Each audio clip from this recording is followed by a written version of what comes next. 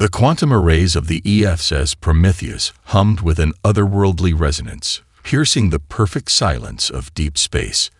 Captain Jack Anderson stood at the bridge's observation window, his weathered reflection ghosting against the backdrop of distant stars.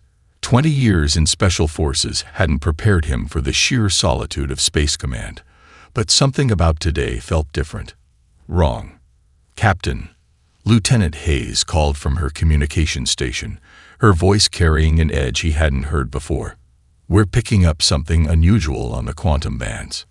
Anderson turned, noting how Hayes's fingers danced across her haptic interface with unusual urgency. "Define unusual, Lieutenant." "It's..." She paused, frowning at her readings. "It's like nothing in our database, sir. The signature's degraded, ancient by transmission standards, but it's still cycling. Some kind of repeating pattern." The bridge crew maintained their stations, but Anderson caught the subtle shifts in posture, the heightened attention. First contact protocols had been drilled into them, but this was different. This wasn't first contact. This was archaeology. "Put it through," Anderson ordered, moving to the central command hub. The holographic display sparked to life, showing wave patterns that seemed to fold in on themselves impossibly. The ship's AI, Araya, materialized in her preferred form, a mesh of blue light arranged in a rough human shape. "Captain, the transmission appears to be utilizing quantum entanglement principles we haven't yet mastered. It's been repeating for approximately 43 years, 7 months, and 12 days. Anderson's jaw tightened. A death cry. "Sir," Hayes looked up from her station. "During the Sudan crisis, we found similar patterns. Automated distress calls, set to repeat until someone found them." He didn't mention that usually. They found only ruins. "AI, can you clean it up?" The AI's form flickered. "Processing. The mathematical structure is elegant. Whoever sent this had a deep understanding of quantum mechanics. I'm detecting embedded data packets. Translating now." The bridge speakers crackled, and a sound emerged that made Anderson's spine stiffen. It wasn't words. Not exactly. It was something between music and mathematics, a coherent pattern that spoke of intelligence and desperation in equal measure. "Jesus," someone whispered from the science station. Anderson was about to respond when the quantum arrays screamed to life again. Hayes jerked back from her station as if burned. "New transmission," she called out. "Same origin point, but this one's live." The new signal burst through their speakers, raw and urgent. Where the old transmission had been mathematical and precise, this one was chaos and fear given voice. The bridge's universal translator struggled, spitting out fragments. "They found. Final defense failing. Anyone, please." "Location," Anderson barked. "Coordinates interpreting now." Araya responded. "Captain, it's coming from the Carina Nebula remnant, approximately 2.3 light-years off our current course." Anderson didn't hesitate. "Navigation, plot a course." "Hayes, send Priority 1 alert to Earth Command. We're diverting." "Sir," his XO, Commander Rivera, stepped forward. "The Prometheus's maiden voyage parameters specifically state..." "Parameters be damned," Anderson cut him off, but not uncannily. "We're the only Earth ship within range. You heard that transmission. Someone's still alive out there." The bridge fell silent as the second transmission played again, its desperate notes filling the air. Anderson remembered too many times he'd arrived too late during his Special Forces days. Too many calls for help that went unanswered. "Not this time," he muttered, then raised his voice. "All hands, battle stations. Engineering, prepare for emergency jump calculations. Medical, prep for possible alien casualties." He turned to his crew, seeing the same determination in their eyes that he felt. "Whatever we find out there, someone's been waiting 43 years for help. Let's not keep them waiting any longer." The Prometheus's engines roared to life, her massive frame turning toward the coordinates with grace that belied her size. As the ship prepared for jump, Anderson watched the stars blur on the view screen. Humanity's most advanced warship was about to answer a prayer that had echoed across the stars for nearly half a century. He just hoped they weren't too late. The Prometheus tore through hyperspace like a bullet through silk, emerging into chaos that made Anderson's combat-hardened nerves sing with adrenaline. Before them, a massive orbital ring structure fractured in slow motion, its crystalline segments catching the dying star's light like a shattered diamond. Multiple contacts. Lieutenant Hayes's voice cut through the cascade of emergency alerts, reading 70-plus unidentified vessels, energy signatures off the charts. Anderson watched as what looked like mechanical wasps swarmed around the ring's fragments, their hulls black as deep space. They moved with unnatural precision, cutting into the crystal structure with energy beams that seemed to consume rather than destroy. AI analysis. The AI's avatar flickered with unusual agitation. The attacking vessels appear to be autonomous, Captain. No life signs detected. The orbital structure, however. She paused, processing. It's alive, sir. The entire ring is composed of some form of crystalline organic material. A new explosion blossomed against the void as one of the crystal segments tried to defend itself, sending out prismatic energy beams that sliced through two of the attacking ships. The display of power was impressive but futile. 5 more attackers immediately took their place. Incoming transmission. Hayes called out. It's using our own encryption protocols. How? Put it through. The bridge speakers crackled with a voice that sounded like wind through crystal. Unknown vessel, I am Defense Director K-Vix of the Aetheri Collective. If you have any capacity for mercy, please. Our residential sector is being breached. There are children. This is Captain Jack Anderson of the Earth Federation ship Prometheus. Anderson cut in, already moving to action. We're here to help. Commander Rivera, target those boarding vessels. Area, scan for civilian concentrations. The Prometheus's weapon systems came online, her advanced targeting computers adapting to the chaotic battlefield. The ship's first volley caught the harvester vessels by surprise. They clearly hadn't expected interference from an unknown party. Direct hits, Rivera reported. They're regenerating. No, consuming the debris to repair themselves. Anderson gripped his command rail as the ship banked hard, avoiding a retaliatory strike. Hayes, get me a channel to this defense director. Area, prep emergency transport systems. The crystalline voice returned, now tinged with hope. You actually came. We've called for so long. Save it for later, Anderson replied, watching as 3 more harvester ships oriented toward them. We need to coordinate. Where are your people? Sector 7 of the ring still holds. I'm transmitting quantum signatures of our civilians. Our physical forms may be surprising to you. The first sensor readings confirmed K-Vix's warning. The Aetheri weren't just living in crystal structures. They were living crystal, beings of geometric precision, wreathed in pure energy. Their forms shifted and flowed like liquid geometry, each movement a calculation made manifest.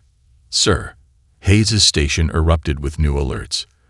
They're targeting the civilian sectors with some kind of energy drain weapons, reading massive power fluctuations in the ring structure. Anderson had seen enough. Rivera, clear us a path to Sector 7. All batteries, concentrated fire. Dr. Morris, prep medical for crystalline life forms. He keyed the ship-wide comm. All hands, this is the captain. We're about to attempt emergency evac of alien civilians. Today we answer a 43-year-old call for help. Let's show them humanity's response to those in need. The Prometheus surged forward, her advanced shields deflecting the harvester's attempts to drain her power. As they closed on Sector 7, Anderson got his first clear view of the Aetheri civilians. They moved like schools of fish made of living light, their crystalline forms refracting the dying star's rays in mesmerizing patterns. Among them, smaller forms darted about in obvious panic. Children, just as K-Vix had said. Transport locks established. Rivera called out. But sir, these readings, the harvesters aren't just attacking the ethery. They're consuming them, converting their very essence into data and energy. Anderson watched as another crystal segment of the ring went dark, its light absorbed by the relentless harvester ships. They had arrived in time to witness a civilization's last stand. But he'd be damned if he'd let it become their last day. Not on our watch, he growled. All hands, prepare for close-quarters combat. We're going to teach these harvesters that humanity answers when called, and we don't take kindly to bullies. Lieutenant Maria Rodriguez's fingers flew across her tactical station as another harvester blast rocked the Prometheus. They'd managed to evacuate 60% of Sector 7 civilians, but the enemy was adapting with frightening speed.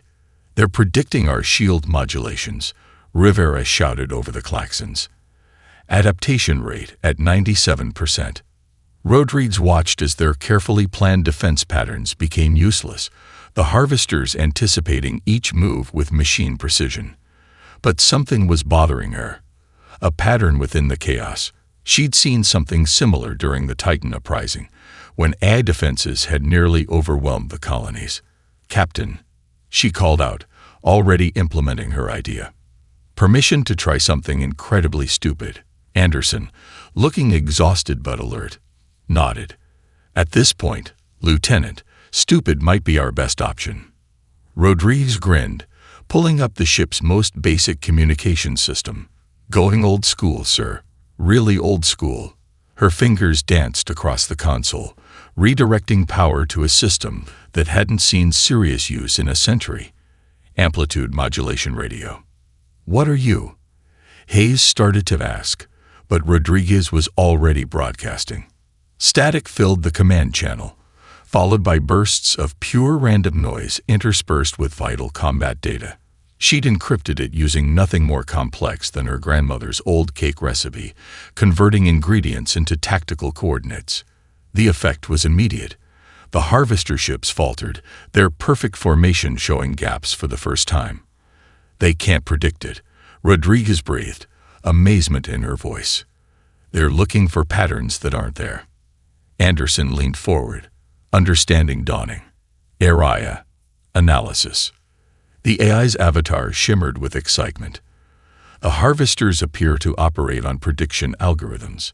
They analyze patterns in technology, behavior, even thought processes. But human randomness, especially older, primitive methods, exists outside their predictive matrix.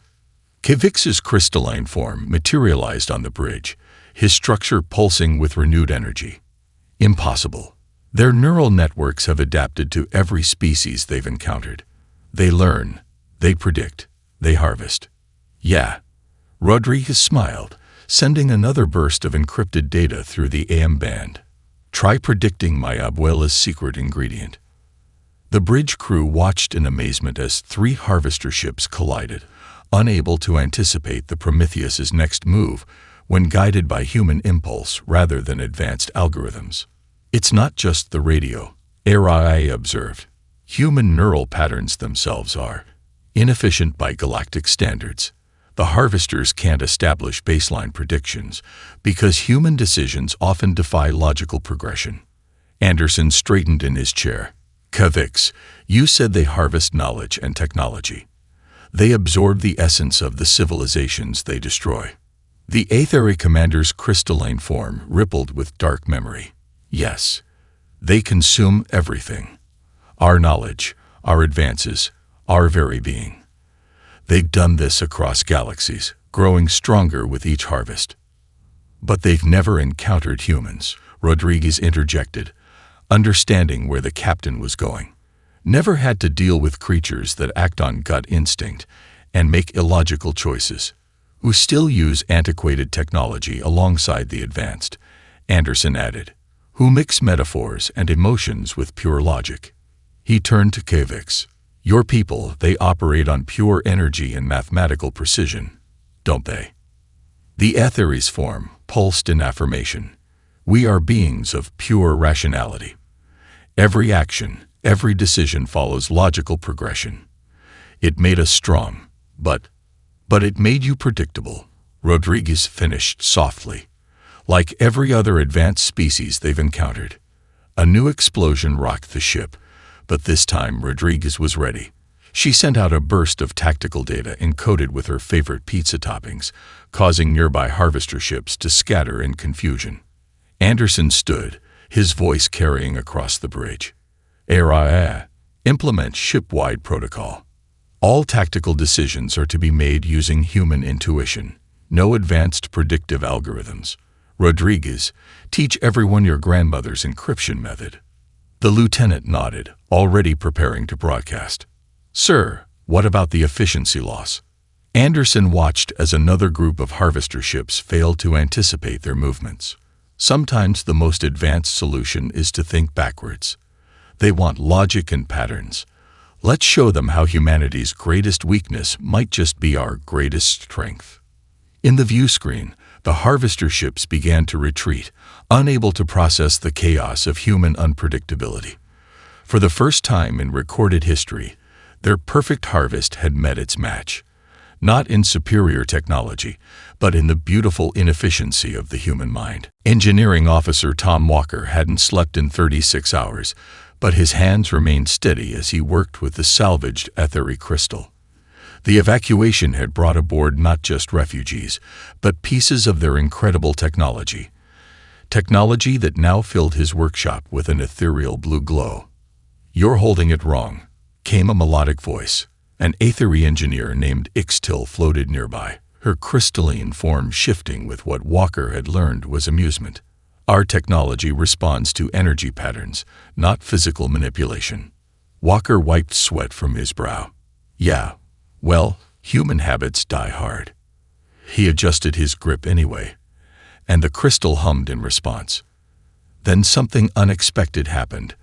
The crystal's glow intensified, synchronized momentarily with his pulse. Ixtil's form fractalized in surprise. That shouldn't be possible. Before Walker could respond, Aria's avatar materialized in the workshop. Captain Anderson requests all senior staff in the command center. Long-range sensors have detected something concerning. The command center was crowded when Walker arrived. Humans and Aetheri alike gathered around the holographic display. The image it showed made his blood run cold. A massive fleet, hundreds of harvester ships moving as one. The main fleet arrives. Kvix's voice carried none of its usual crystalline harmony. They come to complete their harvest. Anderson stood at the center, his expression grim. Time to arrival. 6 hours, Aria responded. Their numbers are significant, Captain. Current strategies may prove insufficient. Walker stepped forward, still holding the crystal from his workshop. Sir, I think I might have something. It's crazy, but... The crystal pulsed in his hands, drawing everyone's attention. Impossible, one of the aethery scientists whispered. The crystal matrices respond to his neural patterns. Walker nodded. I noticed it in the workshop. Our brainwaves, human brainwaves. They resonate with your technology in ways that shouldn't work, but do. Like how Lieutenant Rodriguez's primitive communications confused the harvesters. Anderson leaned forward. Explain. The aethery crystals are perfect, mathematically precise. But when they interact with our messy human thought patterns, Walker held up the crystal, which was now pulsing in sync with his heartbeat. They create something new, something unpredictable. A hybrid interface. Ixtil moved closer, her form shimmering with excitement. Your neural patterns, filtered through our crystals, it could create energy signatures the harvesters have never encountered. Rodriguez, who had been quietly monitoring communications, suddenly straightened, like using analog static to confuse digital systems. Sir, if we could weaponize this. The theory is sound, Aria interjected. Human neural patterns are inherently chaotic when compared to most sentient species. Combined with aethery crystal technology, they could generate energy patterns that exist outside normal mathematical models. Anderson turned to Kvix. Could it work? Could we merge your technology with our neural interfaces? The aethery commander studied the pulsing crystal. Such a merger has never been attempted. The energy requirements alone would be. We've got a dark matter reactor, Walker interrupted. Most advanced power source humanity's ever created. Still experimental, still unpredictable. Which might be exactly what we need. Anderson finished. He straightened. Decision made. Walker, you have 5 hours. Work with the Ethery engineers. Weaponize this discovery. Rodriguez, coordinate with ARIA to integrate any new systems into our tactical array. Sir, Rivera stepped forward.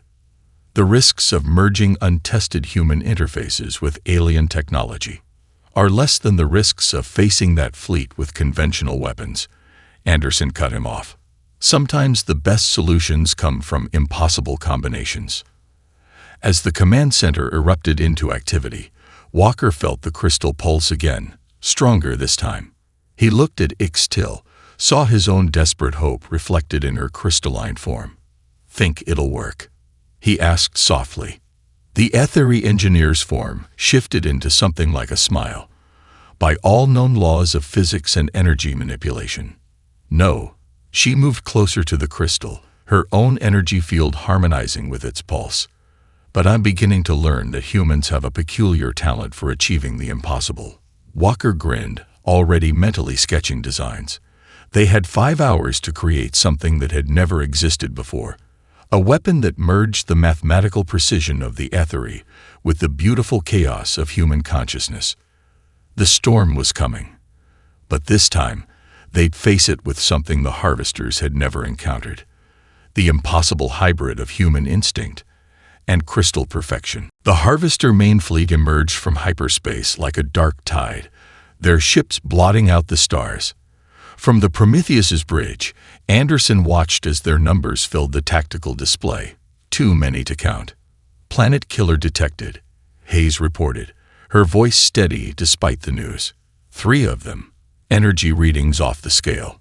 Rodriguez's modified sensors painted a grim picture. The enemy fleet was arranged in perfect geometric patterns, their formations so precise they seemed to mock the laws of physics. But Anderson noticed something else. They were avoiding the dying star's corona, keeping a mathematically perfect distance from its radiation zones. Interesting, he muttered. Area? Analysis of the star's condition. The eye's avatar flickered with rapid calculations. Highly unstable, Captain. Radiation levels in the corona would interfere with most targeting systems. Even our own sensors show a 47% degradation when. She paused. Ah, I see where you're going with this. Anderson smiled grimly. Walker, how are our new hybrid systems holding up? The engineering officer's voice came through slightly distorted, harmonizing oddly with the crystal tech they'd integrated into the ship's systems. The crystal matrices are accepting our neural patterns better than expected, sir. We're seeing energy outputs that the Aethery say should be impossible. Impossible is becoming our specialty. Anderson straightened in his command chair. All hands, battle stations. Walker, divert all power to the hybrid shields. We're going to do something stupid. The Prometheus turned toward the dying star, her engines flaring bright against the darkness. The Harvester fleet reacted instantly, their perfect formations shifting to intercept. They're predicting our course, Rivera warned. Multiple targeting solutions locked on. Lieutenant Rodriguez. Anderson cut in. Time to show them why humans are terrible at math.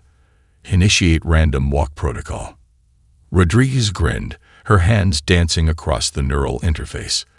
The ship's course suddenly became erratic, following patterns based on nothing more complex than her childhood hopscotch games. The Harvester's targeting solutions scattered, their predictive algorithms failing to anticipate moves that defied logical progression. We're entering the corona, Hayes called out. Radiation levels spiking. The view screen blazed with stellar fire as the Prometheus dove into regions of space no sane crew would enter. The hybrid shields glowed with impossible colors as human neural patterns filtered through ethery crystals created protection that shouldn't exist. Multiple Harvester vessels attempting to pursue, Araya reported. Their formations are breaking down. They can't maintain their precision in the corona. Anderson watched as the enemy ships tried to follow, their perfect movements becoming jerky and uncertain. They can't predict what they can't see, he realized.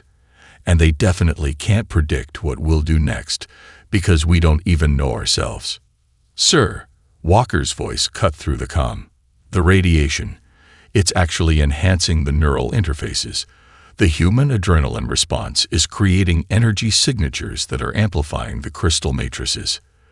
The Prometheus banked hard around a solar prominence, using maneuvers based on 20th century dogfighting techniques that had no business working in space. Behind them, two harvester ships collided, their predictive algorithms failing catastrophically. Multiple targets locked, Rodriguez reported, excitement clear in her voice. Permission to show them some old-school Earth hospitality. Fire at will, Lieutenant. Let's give them a taste of human chaos. The Prometheus's weapons blazed, hybrid energy beams cutting through the solar interference with impossible accuracy. Where the harvesters expected mathematical precision, they found weapons guided by human instinct and gut feeling, their paths as unpredictable as the thoughts that guided them. Enemy fleet is withdrawing from the corona, Araya announced. Their formation is compromised. I'm detecting significant confusion in their response patterns. Anderson allowed himself a small smile. They've never faced an enemy that uses stellar radiation as cover, have they? Never dealt with creatures crazy enough to dive into a dying star. Sir, Hayes turned from her station, eyes wide. The planet killers. They're moving into attack position. They're going to try to end this with one shot. Good. Anderson's smile grew harder. Because we've got a surprise for them too. Walker is the main crystal array charge. Powered by pure human adrenaline. Sir, ready on your command. Anderson looked at the massive harvester weapons platforms, each capable of destroying worlds. They were about to learn that humanity's greatest weapon wasn't technology. It was their willingness to try the insane, the impossible, the utterly illogical. All hands, he called out. Prepare for some old-fashioned human improvisation. Jenny Phillips never expected to save humanity from the mess hall. As the Prometheus's cook's mate, her biggest concern had usually been keeping the crew fed during long deployments. But as she stirred her morning coffee with a standard-issue metal spoon, she noticed something odd about her aetheri-made crystal cup. The spoon's contact point created ripples of light that shouldn't have been there. That's impossible, Ixtil whispered, her crystalline form shifting closer to examine the phenomenon. The aetheri engineer had taken to spending time in the mess hall, fascinated by human eating habits. Jenny tapped the spoon again, watching the ripples spread. The metal. It's conducting something, isn't it? Before Ixtil could respond, the ship shuddered under another harvester assault. The planet killers had been hammering their position for the past hour, trying to flush them out of the star's corona. Come with me. Ixtil's form pulsed with urgency. Bring the spoon. They raced to engineering, where Walker was desperately trying to maintain power to the hybrid shields. The neural interfaces were working, but the strain on the crystal matrices was showing. Look, Jenny held out the spoon and cup. The metal. It's creating some kind of resonance with the crystal. Walker's exhausted expression shifted to intense focus. AI. Analysis. The AI's avatar appeared, studying the phenomenon. Fascinating. The metal alloy used in standard Earth utensils appears to be creating a unique harmonic response in the aetheri crystal structure. The effect is multiplicative. Of course, Ixtil's form brightened literally with revelation. Your metals. They're imperfect, filled with microscopic flaws and inconsistencies, just like your neural patterns. Walker grabbed the spoon, already running calculations. The imperfections create chaos in the energy flow, but instead of disrupting it, it amplifies it. Jenny finished, understanding dawning. Like how static can sometimes make a radio signal stronger. The ship rocked again, harder this time. Anderson's voice crackled over the comm. Walker, We need more power to those shields. The planet killers are adapting to our corona tactics. Walker looked at the spoon in his hand, then at the massive crystal arrays that powered their hybrid systems. Sir, I need every piece of metal dinnerware on this ship sent to engineering. Now, you want our forks. Anderson's confusion was clear even through the comm static. Trust me, sir. Jenny Phillips just discovered something incredible. What followed was perhaps the strangest engineering feat in human history. Crew members raced through the ship, gathering every piece of metal cutlery they could find. Engineers worked alongside mess hall staff, integrating ordinary forks and spoons into the crystal matrices, while HFY scientists watched in amazement. The resonance patterns are increasing exponentially, HFY reported as they worked. Power output is rising beyond theoretical limits.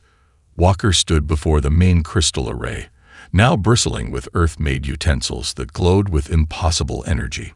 The HFY crystals are perfect, mathematical. Our metals are flawed, random, but together they create something entirely new, still finished. A bridge between order and chaos. The hybrid system hummed to life, its power reading skyrocketing as human-made metal channeled and amplified the crystal energy in ways that defied conventional physics. The shields strengthened, now glowing with a light that seemed to bend reality itself. Sir, Walker called up to the bridge. Remember how you said impossible is our specialty? We're ready to show the harvesters just how impossible humans can be. Anderson's voice carried a smile. Do it. The power surge rippled through the ship, the merged human HFY technology creating effects that neither species fully understood. But as the planet killers fired again, their world-ending beams splashing harmlessly off the enhanced shields, understanding didn't matter.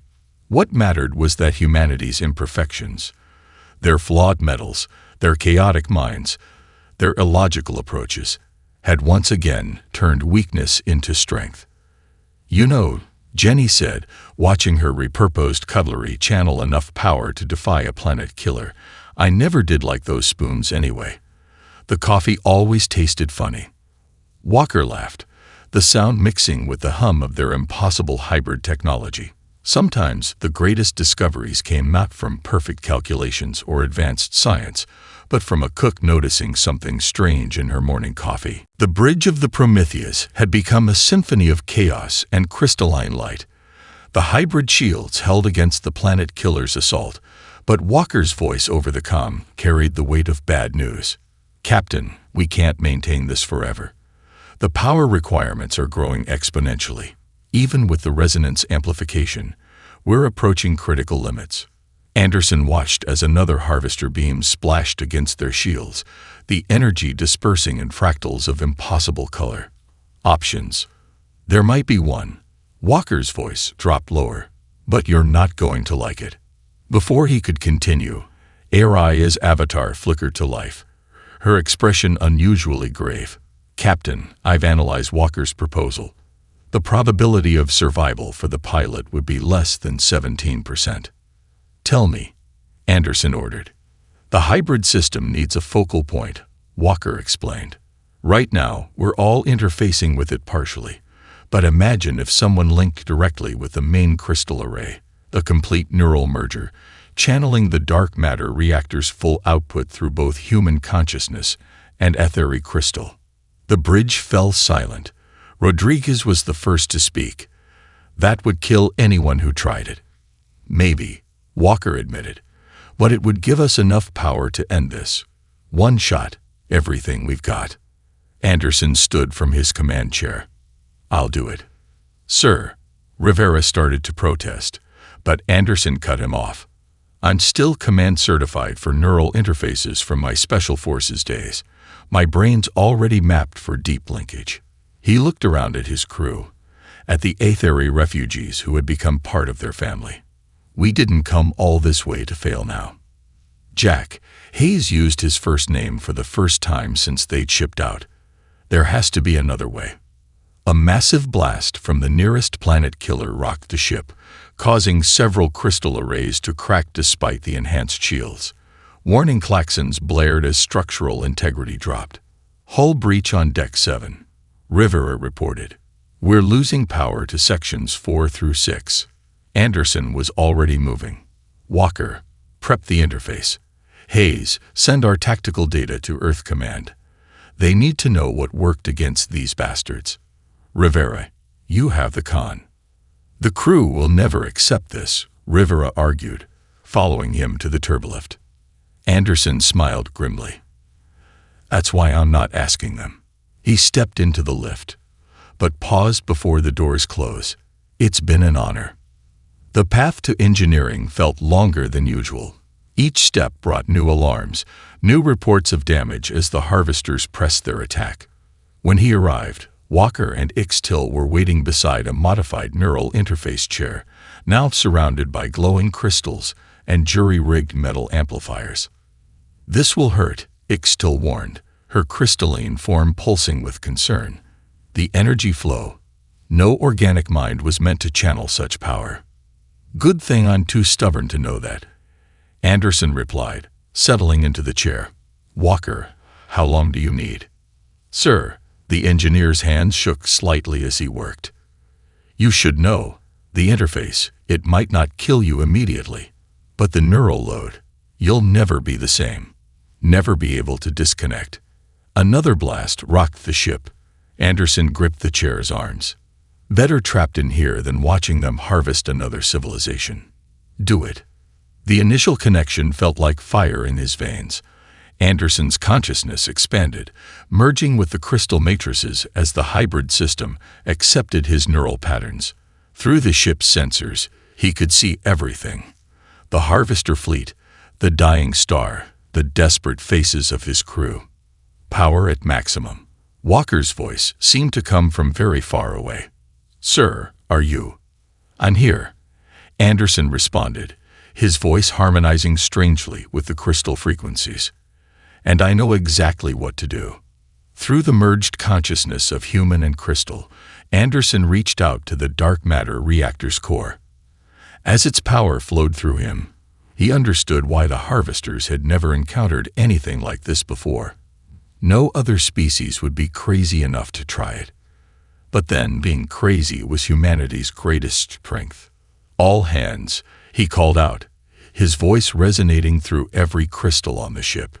Braced for impossible. Through the crystalline network that had become his new nervous system, Captain Jack Anderson experienced reality in ways no human was meant to comprehend. The quantum realm lay bare before him, multidimensional space folding like origami in his expanded consciousness. The harvester fleet's perfect formations now seemed childishly simple, their patterns transparent across 11 dimensions of spacetime. Target solutions computed, he announced, his voice resonating through every crystal on the ship. For once, I actually did the math. Rodriguez, manning the tactical station, couldn't help but smile despite her tears. Ready on your marks, sir. The Prometheus moved with impossible grace, the merged consciousness of human and crystal directing its every action. Where before they had fought with improvisation and chaos, now they fought with the perfect merger of human intuition and crystalline precision. Multiple quantum signatures detected, Araya reported. The harvesters are attempting to adapt, but they can't predict what they don't understand. Anderson's consciousness reached through the hybrid systems, touching the dark matter reactor's core. Energy flooded through him, neither purely physical nor purely crystalline, but something entirely new. The power should have burned out his mind instantly. Instead, it transformed it. Sir, Walker's voice carried equal parts awe and concern. Your neural patterns are rewriting themselves. You're becoming something different. Good, Anderson replied, his voice harmonizing with frequencies beyond human hearing. Different is exactly what we need to be. The Prometheus's weapons came alive, hybrid energy beams striking across multiple dimensions simultaneously. The first planet killer never saw the attack coming. It simply ceased to exist, its matter scattered across quantum space. A harvester fleet reacted with mechanical precision, their ships moving to protect the remaining planet killers. But Anderson saw through their patterns, saw the mathematical fear in their predictable responses. They'd never faced something they couldn't categorize. He realized, the thought echoing through the crystal network. Never encountered an enemy that exists between definitions. The second assault proved his point. The Prometheus phased between dimensions, striking from angles that shouldn't exist. Harvester ships exploded in cascading chains as their perfect formations became their perfect undoing. Energy readings are off the charts, Hayes reported. Whatever you've become, sir, you're rewriting physics. Anderson felt a laugh bubble up through the crystal matrices. Not rewriting, Lieutenant. Just proving that the rules were bigger than anyone thought. The final planet killer turned to flee, its predictive algorithms finally recognizing an unfathomable threat. But retreat had never been part of Anderson's calculations. The Prometheus phased one final time, emerging inside the massive vessel's quantum field.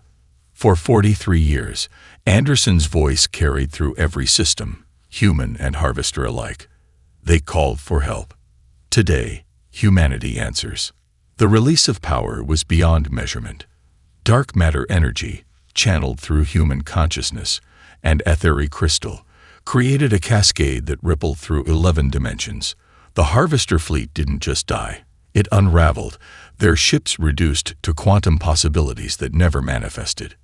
When the light faded, the Prometheus hung victorious in space, but its captain would never walk its corridors again. At least, not in human form. Neural integration is complete. Araya announced softly.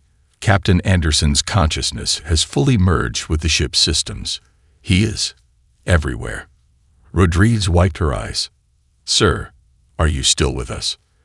The response came through every crystal, every speaker, every neural interface. I'm here, Lieutenant. Different, but here. And I can see so much more now. In the weeks that followed, the galaxy watched in amazement as news spread. The unstoppable harvesters, brought down by an impossible hybrid of human chaos and crystal precision. The Etheri, saved by the very species others had dismissed as primitive. The Prometheus became something new, part ship, part human, part crystal. Its crew, both human and Etheri, learned to work with their transformed captain, who existed now as a consciousness spanning multiple dimensions. Together, they began hunting down the remaining harvester forces across the galaxy. And in the quantum spaces between moments, in the crystalline networks that had become his new body, Captain Jack Anderson smiled. Humanity had proven once again that their greatest strength lay not in perfection, but in their willingness to become something entirely new. The galaxy would never be the same. And that, he decided, was exactly as it should be.